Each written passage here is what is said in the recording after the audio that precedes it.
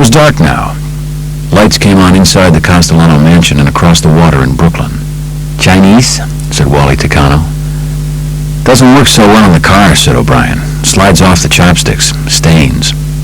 Dim lights came on in the Castellano porch. The big oak door swung open, and in a triangle of brightness stood Nina Castellano and a younger woman. The younger woman was holding a pair of Doberman pinchers by their leather collars. "Could we talk to you a minute?" the boss's wife called out. The two agents slid out of their battered Plymouth and gingerly climbed the steps, keeping their eyes on the dogs. They were straining forward against their collars, their mouths open, showing a lot of teeth. "They won't bother you," said a younger woman in a taunting voice, "as long as I hold them." She was a slender blonde with dark eyebrows. She wore tight-fitting leather pants and a rather sheer white blouse. O'Brien figured she was the boss's daughter, Connie. She was in her second marriage and lived in a house her father had built for her behind the Staten Island White House. After her first marriage ended in divorce, Connie's husband had disappeared without a trace. "I'm Connie Castellano," she said. "We've just been speaking with our attorney, James LaRossa." She was trying to sound officious and tough, but the act was not persuasive. Dobermans or no Dobermans. "Mr. LaRossa has advised us that you have no right to be here. You're trespassing. If you don't contact him immediately to explain your actions, you'll be risking a lawsuit." "I see," said O'Brien. "Well, that sort of puts us between a rock and a hard place, because our orders are not to leave until we've served this subpoena." "I guess we should speak with Mr. LaRossa," Takano said. "Too bad there's no phone in the car," O'Brien said. "We can't leave to make the call."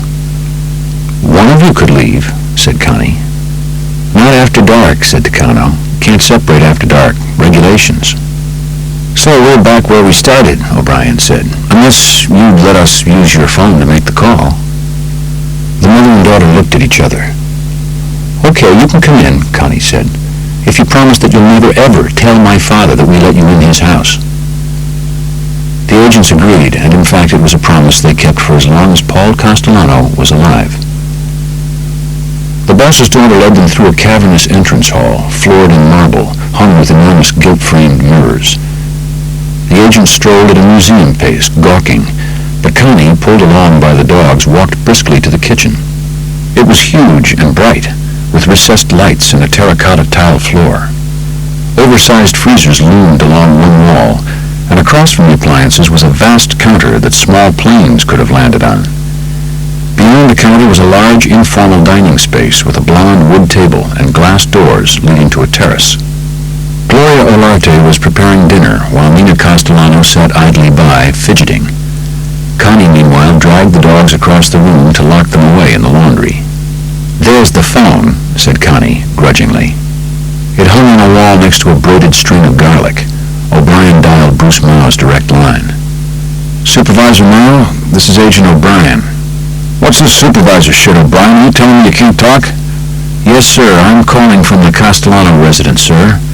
"Don't yank my chain, O'Brien. It's late." "I understand, sir, but there seems to be a problem here." And he spun out the lawsuit threat. "Jesus Christ, Joe, you're not kidding. You're in his house?" "That's correct. We can call Mr. LaRossa from here if you agree." "In his house, Joe? You must be pissing in your pants." "Affirmative, sir." "Well, for Christ's sake, use your eyes. Focus. Remember. Potted plants, hanging baskets, fixed shelves. Sketch it when you leave." "Then I'll contact Mr. LaRossa, "Fine." He hung up. Connie Castellano slid a piece of yellow paper with James LaRossa's number on it across the counter. "Joe O'Brien for James LaRossa, please." "O'Brien," said the attorney, "I want you off the client's property. You're out of line." "I got a subpoena to serve, Mr. LaRossa. If your client wasn't ducking me, we could all be home by now." "He isn't ducking. He's in the hospital." "What a coincidence," O'Brien said. "It's surgery, O'Brien. Elective surgery that was planned weeks ago." "What kind of surgery?" O'Brien pressed. "I don't have to tell you that," said LaRossa. "And I'm not going to. Now, will you leave the property or shall we initiate proceedings?" "Will you accept the subpoena?" "You know I will." "Ice the champagne, then. We'll be there soon." He hung up the phone. Nina Castellano, looking drawn and worried, said in a firm, commanding voice, "Gloria, show these gentlemen to the door." 2 days later, a one-page medical document, forwarded by the U.S. Attorney's Office in Tampa, landed on Joe O'Brien's desk. The document confirmed that Paul Castellano had, in fact, been hospitalized for elective surgery. The procedure he'd undergone was known as a penile implant. "Penile implant?" said Andy Kurins. "What the hell is that?" "Beats me," said O'Brien. "But it doesn't sound pleasant. Maybe the guy can't take a leak or something." Only much later would it be learned that, due to diabetes, Castellano had been unable to achieve an erection since 1976. Ironically, the same year he'd become the omnipotent Godfather. The disability apparently had not greatly bothered him until the Colombian maid entered his life. Then he began to find it intolerable. Once the bugging of the Staten Island White House came to be seen as a real possibility, the whole tenor of the Castellano investigation changed. The planting of a residential bug is the Rolls-Royce of surveillance techniques. The American judiciary, however, takes a very conservative stance on matters like slipping into the homes of citizens and planting hidden microphones. In terms of getting court authorization, it must be shown before the fact that there is a real likelihood that criminal activity is being planned at the target residence. Affidavits in request of these Title III searches must be couched in formal and faultless legalese. These documents come under merciless scrutiny, first by FBI headquarters, then by the Justice Department, sometimes by the Attorney General himself. Finally, the preparation of a surveillance request must be a closely held secret. Discretion was of the essence. Street contact with Gambino family members would continue, but its purpose was now precisely the opposite of before. Initially, the idea was to make the mobsters imagine that more was going on than really was. Now the aim was to make them think there was less going on. Joe O'Brien dubbed the project Operation Castaway. The observation of the Castellano home was stepped up, and a detailed flowchart of known and suspected mobsters in and out of the big house was constructed. By the time the chart was finished, no reasonable judge could deny that Paulie Castellano's Tote Hill mansion was the de facto headquarters and nerve center of the Mafia in America. Where does the Godfather sit? If the question sounds like the opening of a very old joke, the answer is of serious consequence to the FBI. A wireless transmitting microphone is a nifty little piece of technology, but it can't walk to the scene of conversations, and it doesn't hear very well through walls. It can be made extraordinarily sensitive, but does a very imperfect job of filtering ambient noise. Therefore, it's got to be placed in just the right spot. So Joe O'Brien had to figure out where, in the 17-room mansion, the boss sat. And in seeking the information, he needed someone who was inside the Godfather's circle, but not too loyal. He needed a setup guy, a pigeon. At the FBI office on Queens Boulevard, there was a little wooden box filled with index cards of everyone who visited the Castellano residence. Joe O'Brien eliminated everyone with an Italian name. That left only a few Jewish names and a couple of Irish ones. O'Brien decided to call a man named Junior Myron, who turned out to be of invaluable assistance.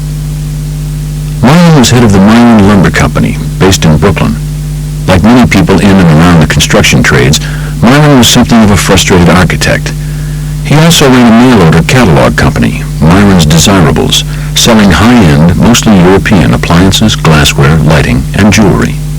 Whenever Paul Castellano ordered something from the catalog, Junior Myron brought it to his house in person. Claiming he was in awe of the hugeness of the Staten Island White House, O'Brien was able to coax Myron into drawing a diagram of the inside. "So many rooms," O'Brien said, looking at Myron's drawing. "But that leaves the decision about which of all those rooms you want to be in." "Ah," said Myron, "that's where human nature comes in. People are creatures of habit. They might have 100 chairs, 100 coffee mugs. They use the same one every time. The rest are for show. It's the same with rooms in a house." "So, you're telling me Paul Castellano has all these empty rooms and he only lives in one?" "No, not exactly." Myron looked down at his drawing, then started scratching in vector lines that ran from various points and converged near the kitchen. Specifically, it appeared to O'Brien, in the dining nook, defined by the runway-like counter. "You see, certain things we take comfort from," said Myron. "The hearth, seeing what the women folk are up to, and no one who has a choice likes to be very far away from his refrigerator. On November 12, 1982, after the Operation Castaway affidavit had been vetted by FBI headquarters in Washington and reviewed by the Attorney General of the United States, District Court Judge Henry Bromwell signed an order authorizing the installation of an electronic eavesdropping device at the Staten Island residence of Paul Castellano. The order gave the Bureau 30 days to get the bug installed, 30 days to devise and execute a strategy for an undetected entry into the Godfather's house. To corroborate Myron's information, O'Brien paid a visit to Gloria Olarte. Surveillance had revealed that Gloria always visited her sister Nellie in Corona, Queens, on Wednesday, her day off. "Gloria!" O'Brien hailed the maid as she descended the stairway of the elevated train. "What a coincidence!" O'Brien actually had been waiting for 3 hours. "Mr. Yo!" she said in a tone that was not at all unfriendly and not terribly surprised. "It's no coincidence. You want to talk with Gloria. It's okay. You like cafe con leche?" They ducked into a Cuban luncheonette and sat down at the counter. Sipping her coffee, Gloria said, "So, Mr. Yo, what do you like to talk about?" "Your family in Colombia." "My family good people, very poor, but proud, honest. You don't make trouble for my family, Mr. Yo." "I wasn't thinking of making trouble. I was thinking maybe I could help them." "How you help?" "Visas, green cards. Maybe they'd like to come to this country." Gloria laughed. "Oh, I see. I help Mr. Yo. Mr. Yo help me, yes?" She put her hand on O'Brien's arm and swiveled on her stool. A somewhat absurd fact was getting through to the agent. Paul Castellano's maid was flirting with him. "Yes," he said. "Maybe we can help each other." "So, how I help?" "First of all, you don't go running back and tell Mr. Paul that we talked." The maid put on her most elfin look, all wide brown eyes and innocent lips. "This is very hard for Gloria to promise." "Then don't promise, just don't do it." "So, what do you want Gloria to do, huh?" "I want you to tell me who visits Mr. Paul and what they talk about." "I don't hear what they talk about." "Gloria, no lies, okay? Mr. Paul holds his meetings in the kitchen. You serve coffee, drinks, you cook. Don't tell me you don't hear." If Gloria was nonplussed at what Joe O'Brien claimed already to know, it didn't show. "It's far," she protested. "Gloria, she work over here." She stabbed at the Formica counter with a stubby index finger. "Mr. Paul, he talk his business here." She traced a wide loop, and O'Brien saw clear as day the divider between the Castellano kitchen and the dining area. On the day the Title III authorization to bug Castellano's home was handed down, Joe O'Brien stopped shaving and started breaking in a pair of enormous wingtip shoes. He also began acclimating himself to wearing glasses with horn rims and non-corrective lenses. He was cultivating an undercover identity as one Joseph P. Greenberg of Syracuse, an attorney who was now seeking employment at one of New York's Wall Street firms.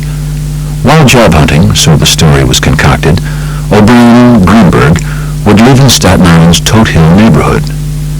Like tens of thousands of other Staten Islanders, he'd commute by ferry to Lower Manhattan, there to seek his fortune. O'Brien Greenberg's digs, of course, would serve as the monitoring station for the Castellano bug. It was a lovingly restored Victorian house located at 1510 Richmond Road, the main boulevard leading to Tote Hill.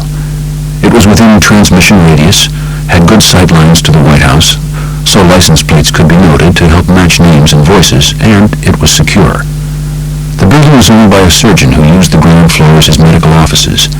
The place was thus unoccupied at night.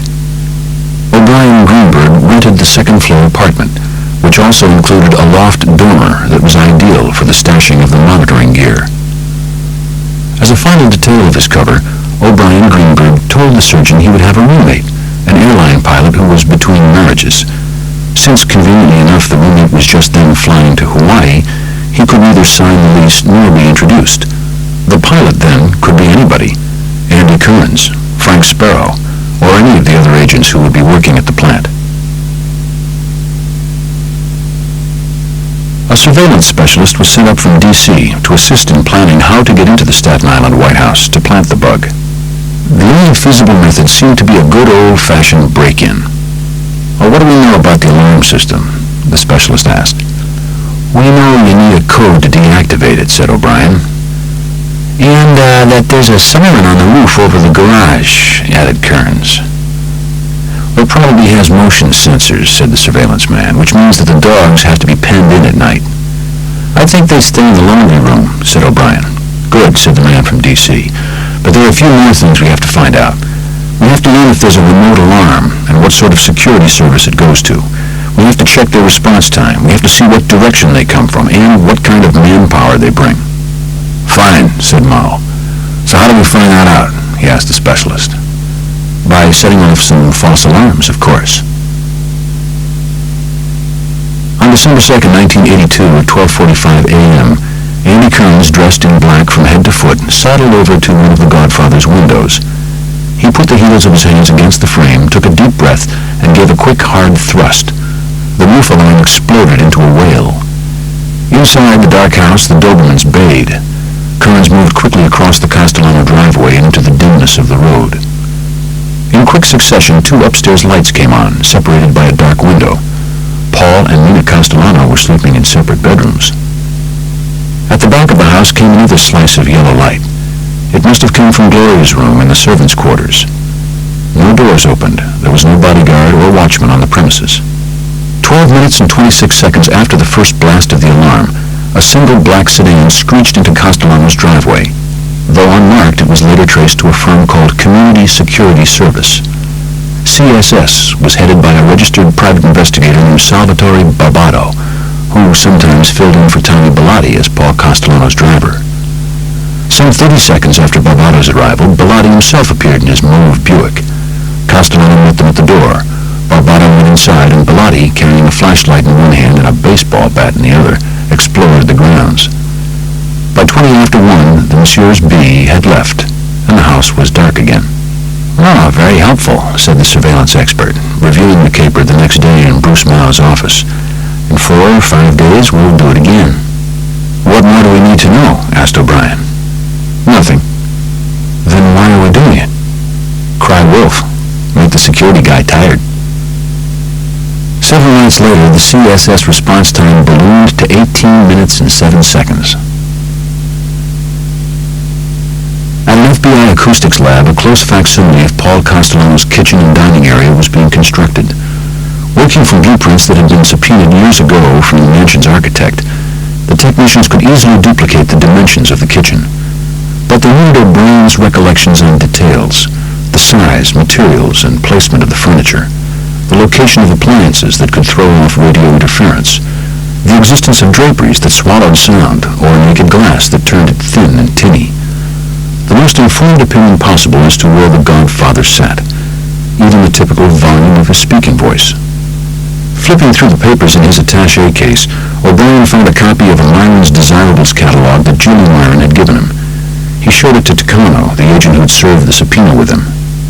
"Hey, Joe, isn't this the lamp that stands next to Castellano's table?" O'Brien took back the catalog. The item in question was a European chrome design, round base, hexagonal shaft, a sleek triangular shade, and a counterbalanced arm with a gooseneck extension. What do you know? O'Brien dog-eared the catalog page and returned it to his briefcase. It might be a worthwhile thing to show the fellows at the lab. When the first permission to bug Castellano's house expired, there was still much to be done. In Washington, the simulated Castellano kitchen was just completed, and Kurins and O'Brien were just beginning the tedious exercise of practicing the mechanics of the installation. The procedures were learned in daylight, then practiced in pitch blackness. Seconds were trimmed from every step. Gloved fingers became increasingly adept at handling lockpicks and tiny wrenches of surgical steel. Mouths and ears cultivated a taste for absolute silence. The second 30-day authorization for the installing of the bug expired, and the third was on the wane. Through the months of January and February 1983, there was simply too much activity at the Castellano mansion to launch the operation. The Mercedes and the Jags stacked up in the driveway. Tommy Bellotti haunted the premises like a squat and murderous gremlin. When Joe O'Brien handed in a revised affidavit for a fourth authorization, Judge Henry Bramwell was sympathetic but firm. "There's a limit on these things, boys. This is the last one I can sign." Then, toward the middle of March, the agents watching the Staten Island White House observed Tommy Bellotti one morning in his mauve Buick. He went into the house and emerged a few minutes later carrying luggage. More trips, more suitcases. Finally, Paul Castellano appeared in the doorway. At his side stood Gloria Olarte, freshly outfitted for vacation. The Godfather, headed for warmer climes, was already wearing tinted glasses. Miami-based agents soon confirmed that Paul Castellano and Gloria Olarte were relaxing at the boss's luxury condo in Pompano Beach.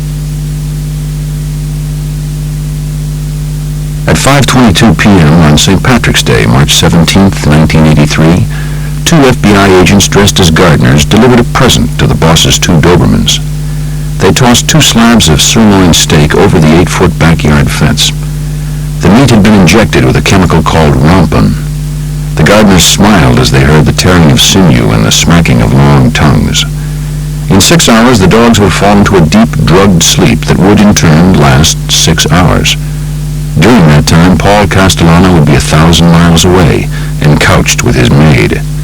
Only Nina Castellano would be at home on Staten Island, sleeping the fragile sleep of those with too much empty space around them. The lead van headed out at 12:55 a.m.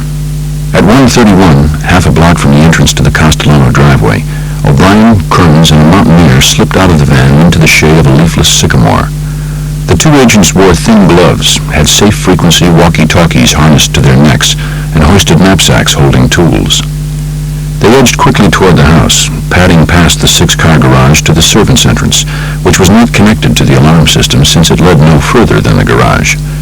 Within seconds, O'Brien had picked the lock, and the agents were safely ensconced amid the smells of gasoline and wax. The mountaineer planted his hook in the shingles of the flat garage roof and proceeded to walk straight up the wall. Kurins and O'Brien gave him 20 seconds to silence the electric alarm bullhorn on the garage roof. They then turned to picking the lock on the door that led into the house itself. This took less than half a minute. The door swung silently open, and the agents stepped uninvited into La Cosa Nostra headquarters. Inside the door, the control panel for the burglar alarm glowed an ominous red. If the agents couldn't make the indicator turn to green before the electronic delay ran out, several things would happen. The choked horn in the roof would turn hot from its own clenched breath. At the Office of Community Security Service, a signal would ring out, and a car would race toward the White House. A phone call might perhaps be made from CSS to Nina Castellano, waking her and aborting the mission. The agents had estimated that they had 25 seconds to deactivate the system. Kurins didn't breathe as he flashed a computerized digital selector at the alarm system's brain. The scanner riffled at an inconceivable pace through the 10,000 possible combinations, then gave a 4-digit readout that glowed blue in the dark entryway. Kurins punched the buttons with his gloved fingertips. The indicator turned to green. 3 seconds remained of the 25 they'd allowed. And now the agents became aware of the sound of heavy breathing from behind a pair of louvered doors. The Dobermans were sleeping deeply in front of the washing machine. In the Castellano kitchen, the two agents rounded the vast counter and tiptoed the length of the long blonde table where Paul Castellano did his business. O'Brien reached into his knapsack and took out a chrome disc, 12 inches in diameter, with an ivory-colored 8-foot electric cord attached. Kurins gently tipped the European lamp from the Myron's Desirables catalog and laid it on the floor. He unplugged it, unscrewed its base, and clipped the wire that ran from the wall plug to the socket in the shade. Stripping off a half-inch of insulation, he then spliced the cord to its twin on the replacement base. Fitted out with an omnidirectional microphone and a self-contained power pack, the base made an admirable bug. Current from the wall plug would keep the battery charged. The shaft of the lamp would serve nicely as an antenna. With the new base attached, the Castellano house looked precisely as it had looked before. O'Brien put the original chrome wafer in his sack. Kurins stood the lamp exactly where it had been standing. The agents checked for tools, footprints, shreds of insulation. Then Then they sidled out the same way they had come. They reactivated the alarm, relocked the doors, then moved quickly down the Castellano driveway, sensing the mountaineer's light step a half-dozen paces behind. They climbed into the waiting van and were gone. They had been inside the Staten Island White House for 12 and a half minutes. A more crucial quarter hour would be difficult to locate in all the annals of the fight against organized crime in America. At 7:35 that morning, Joe O'Brien and Andy Kurins were sitting in the third-floor dormer of the monitoring station at 1510 Richmond Road. The agent's eyes burned with fatigue, yet they could not sleep until they heard something, anything from the bug. There are strict rules for the monitoring of surveillance microphones. Only those suspected of criminal activity and identified as such on the authorization affidavit may be listened in on.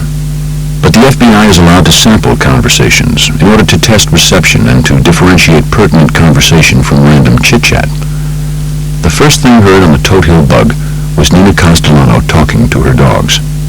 "Molly," she said to them, "you're sleepy this morning. Don't even want to go outside, huh? Look at you, so lazy." The voice came through clear, with a slight metallic ring, but no problem with static. Kurins and O'Brien flipped the toggle that turned off the transmission and stopped the reel-to-reel. The bug was there to let the mafia hang itself, not to eavesdrop on the mumbling of a proud old woman whose life in those very days was being disassembled. "So, you did good this morning," said Paul Castellano, the most powerful mobster in America. A mile away, O'Brien and Kurins, wearing headphones and drinking coffee, suspended their game of Jim Murray and hunkered forward, listening intently. Behind them, the reel-to-reel serenely turned. The date was March 23rd, 1983. Castellano had gotten back from Pompano Beach just the night before. From the quality of sound issuing through the FBI surveillance microphone, it seemed he was sitting at the head of the blonde table near the kitchen counter. Julie Myron's observations about houses and human nature were holding up nicely. "Yes," said an unmistakable female voice.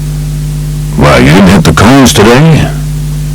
A quick, shrill laugh crackled through the headphones. "Well, Mr. Fall, I almost done hit the cones today." Joe O'Brien lifted his phones off of one ear. "Unbelievable, they're talking about her driving lessons." "Non-pertinent," said Kurins. "Let's give it a few more seconds," said O'Brien. But when the conversation turned to directional signals, he agreed that they should terminate the session. Thus began the monitoring of the Godfather himself. By the next morning, the Godfather was getting back to business. His first two visitors were Tommy Bellotti and Alphonse Funzi Mosca. Mosca was a Gambino soldier of the subspecies bagman who always carried an attaché case stuffed with large amounts of cash. He carried money from building contractors to union officials, from union officials to the Godfather. O'Brien and Kurins had a tough time figuring out what the three mafiosi were discussing. First of all, mafiosi make a bludgeoned pulp of the English language. They tend to speak in code even in the presumed privacy of their homes. Also, the participants in these conversations already know what's being discussed, so they leave out all the antecedents. What emerges is a dizzying array of hints and impressions. But O'Brien and Kurins were able to figure out certain things, and those certain things made their fingers itch.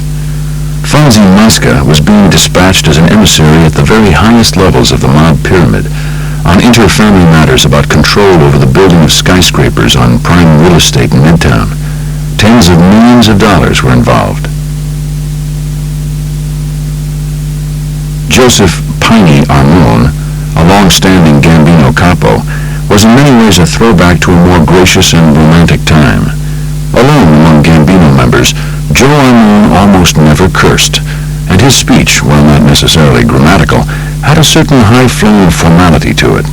You could think of it as mob Shakespearean. He took seriously, perhaps even more seriously than did Big Paul himself, the mafia codes of silence and honor. He was a devoted family man and kept no mistress. On the occasions when Andy Kurins had approached him, the old capo always made himself available and never said more than he wanted to. He was respectful of the FBI and comported himself as an amiable enemy, totally devoid of personal malice. But now Piney had a problem. "You know, I read that article in the newspaper. was saying to Big Paul Castellano. "Well, the Herald, about Tommy Agro. In fact, Paul, there's going to be a lot of heat this spring." "Fuck," said the Godfather. "It's a big investigation. They connected him with everything they wanted to. Gambling, bribery, loan sharking, all of it. And the other guy refused to give back the connection." "Fuck." "So now, Paul, he's sitting there, you see. He's feeling the wind. And it seems that he's making up his mind. And you know his mind, Paul. It isn't something you would bank on. So what I need to ask you is this, Paul. If he asks our blessing and our help to take it on the lam, then what is our position?" Castellano belched. "Oh, I got indigestion. Gloria, you got some Tums over there?" "You know, we don't need to decide right now," said the capo. "But, you know, he might ask our permission. He might bolt without it. Either way, we ought to have a plan." It was not surprising that Andris turned informer after his near death at Tommy Agro's hands. What may seem odd to some, however, is that Agro continued to trust Joe Dogs after having almost killed him. Andris, his viscera permanently damaged, got out of the hospital, and the two men literally kissed and made up. Agro showed a lack of judgment bordering on lunacy. Wired now for sound, Joe Dogs resumed his role as Tommy A's eyes and ears in Florida. If anything, Agro confided in him more than before. "So, Agro runs, what does it cost us?" asked the Godfather. "Why, money or in trouble?" asked Piney. "Both. Trouble, the feds will be annoyed. They'll come asking you and me where he is. If there's any way that they can nail us for harboring or abetting, they'll jump on it. Money, it depends. You want him to be comfortable, maybe 50. "No, that comfortable you don't need to be." "He could be killed." "You suggesting that?" "We're talking options." "No, Tommy, he's good people. This guy, we help out best we can. It ain't that bad." But the fact was, however, it was consistently worse than Paul Castellano and Piney Armon realized. The managed leak that Armon read about in the Miami Herald was only a teaser. This was the home run operation, the case named in honor of Tommy Agro and his baseball bat assault on Andris. Of all the various nets that law enforcement had been casting over the Gambino family, Operation Home Run was the most extensive and the first to tighten down. In the spring of 1989, it was almost time to start hauling in the catch. When Andy Kurins and Joe O'Brien briefed their boss on what was being heard, they did so behind closed doors in Mao's office on Queens Boulevard. These weekly meetings always seemed to start the same way, with Bruce Mao smiling slightly around his pipe and saying, "So, guys, what do we know?" Andy Kurins' answer at one such meeting in mid-May was, "Well, we know Gloria cuts his toenails." "Yeah, and how do we know that?" "We heard him ask her to," said Joe O'Brien. He did what was becoming a quite proficient Castellano imitation. "Gloria, baby, my toenails is rubbing against the tops of my shoes. I ripped a $10 pair of socks the other day. Oleg Cassini. Would you clip them for me, honey?" And she goes down on him right at the table there. Goes down to do his nails, I mean. "And how do we know that?" asked the supervisor. "We hear the clipping," says Kurins. "It happens right down to mic level. Sounds like gunshots." "And we also know that Castellano feels her up while she does it," says O'Brien. "I don't think I even want to know how we know that." But Joe O'Brien was determined to tell him anyway, even though his Gloria Olarte imitation was not nearly so proficient as his impression of the Godfather. "Oh, Mr. Paul, if you do that, I no can concentrate. I scared I cut your toe off, Mr. Paul. He. All right, said Mao, groping for a more official tone. Enough of the non-pertinent gossip. So we have a nice little soap opera shaping up, but what we're supposed to be monitoring is criminal activity. I'm not sure I see how it connects. Well, the way it connects, said Andy Kurins, is that it shows how out of touch Paul is getting. Look, whether he knows it or not, he's already got a morale problem on his hands. Del Croce's people are operating almost like a separate family. Plus, he's got the drug thing making everybody nervous. Now he's making it worse by forcing even loyal guys to eat with this woman they can't stand. It's like she's the Yoko Ono of the mob, said Joe O'Brien. The band leader thinks he's found the love of his life. The other guys think he's lost his mind. You wait and see, said Andy Kurins. He's following that metal dick of his into a cold and lonely place.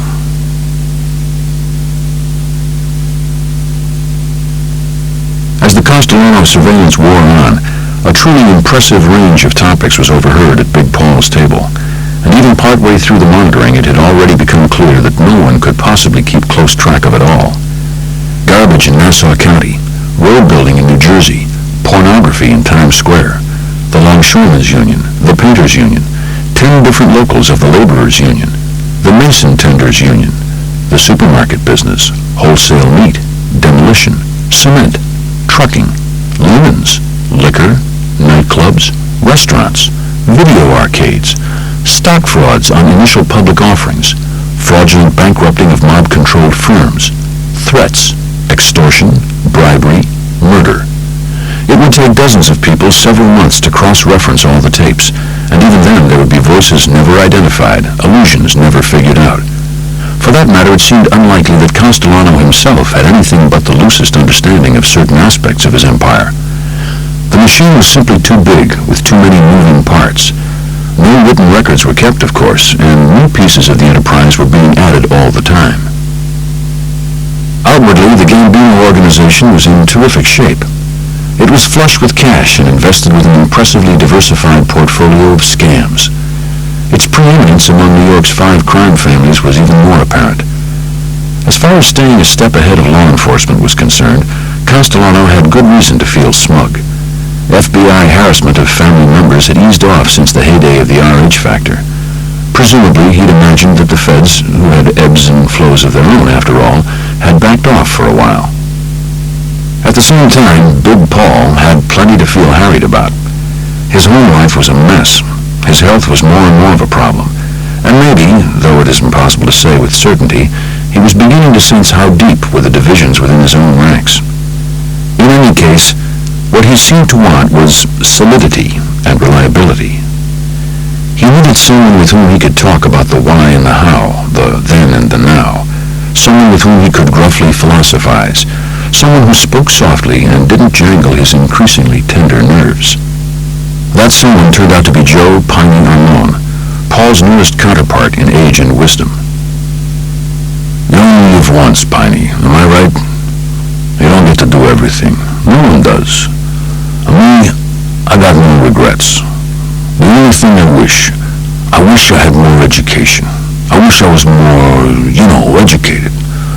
But I say that now. At the time, what I wanted was the streets. So I took them. I always felt if there's something you want to do it now. Don't fuck around waiting. Am I right? Yeah, Paul, you're right. But at the same time, look, let's not kid ourselves. This life of ours, this is a wonderful life. If you can get through life like this and get away with it, hey, that's great. But it's very, very unpredictable, There's so many ways you can screw it up. So you gotta think, you gotta be patient. A lot of guys, they yank in their zipper before their dick is put away. And then you wonder why they get snagged. And they don't know when to zipper their fucking mouth shut either. I tell them, listen, you learn. You talk, you teach. Am I right, Piney? Yeah, Paul, you're right. Because there's just so many fucking things that can blow up on you. Yeah, Paul, there are. There's so many fucking ways they can get you. One afternoon, O'Brien and Kurins listened in on Paul Castellano, Tommy Bellotti, and Joseph Joe Butch Correo. Joe Butch Correo was the proprietor of Cafe Biondo in Little Italy. O'Brien and Kurins were particularly interested in him because it had come to the FBI's attention that several organized crime figures had found out they were being indicted in the Southern District of New York before the information became public. This was not supposed to happen. That's why the documents in question were called sealed indictments. Several dozen people were involved in the preparation of the papers. Someone, almost certainly someone on the government payroll, was leaking the information. The documents were not leaked directly to those indicted. They were routed through a presentable and appropriate contact on the street. Someone with a reasonable facade. Someone with easy access to people. Someone maybe like Joe Butch, whose cafe happened to be located 4 blocks from the Southern District offices in the federal courthouse.